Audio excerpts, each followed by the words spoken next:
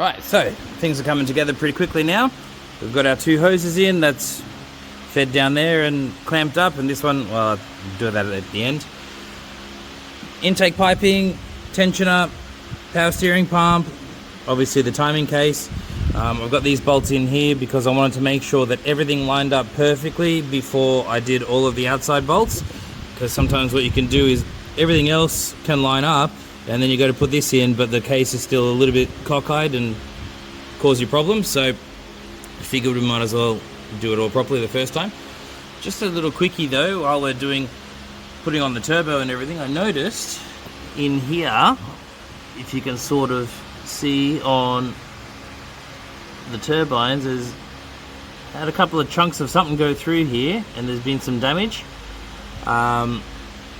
Not really an issue, so if we try to shake this, it doesn't move very much, which is perfect. The impeller's fine.